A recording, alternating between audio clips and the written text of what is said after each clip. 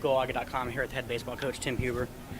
First official day of practice for the 2017 season. How does it feel to have the whole team back together as you guys prepare for the upcoming year?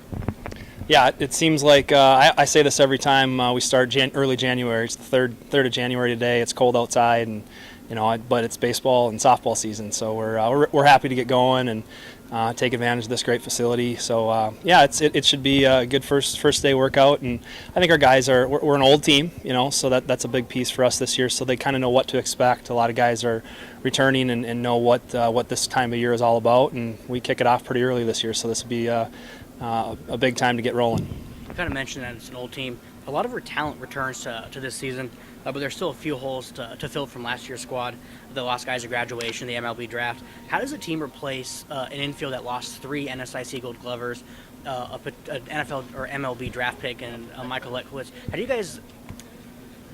you guys replace that going forward, just with how big of a pieces they were last year?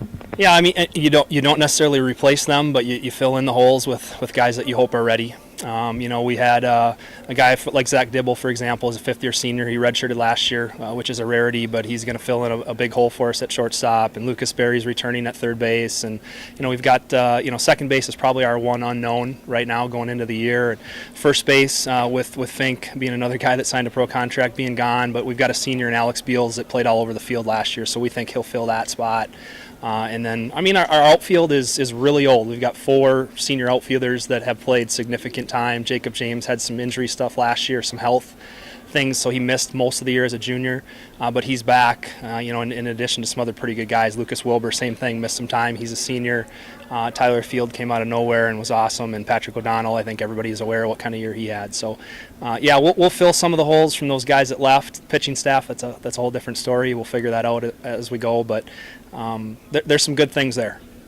37 wins in each of the last 2 seasons for you. You guys have had 30 wins in each of the last 7. What would it take, or what would you say has been the reason for your success over the past 7 seasons?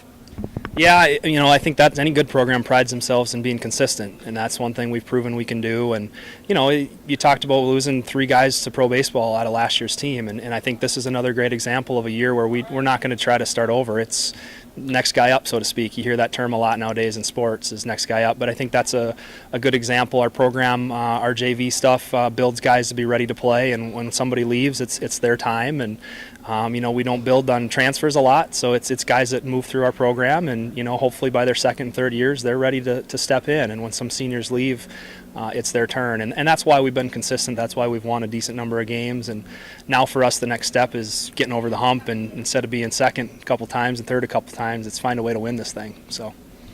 You mentioned Patrick O'Donnell earlier. Last season, he led the country in hitting with the .468 batting average.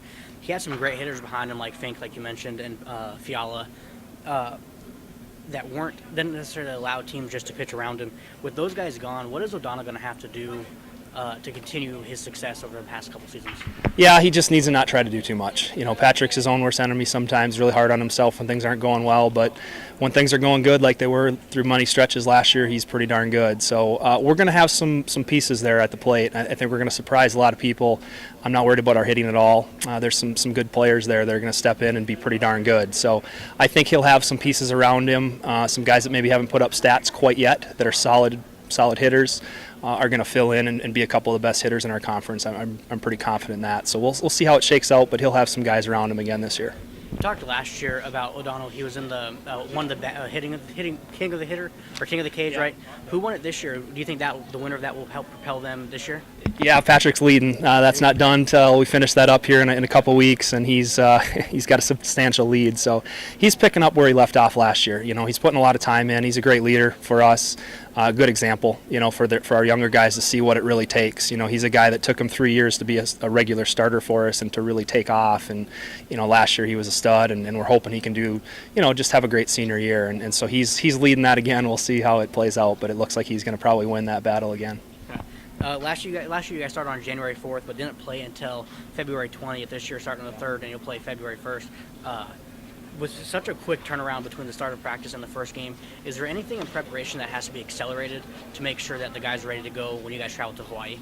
Yeah, there is.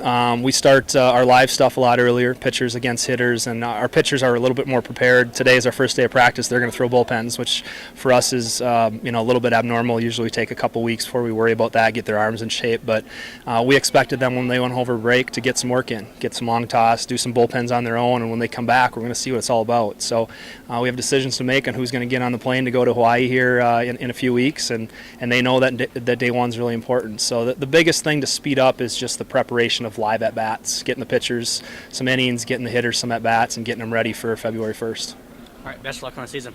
Thanks, Kelly. Thanks.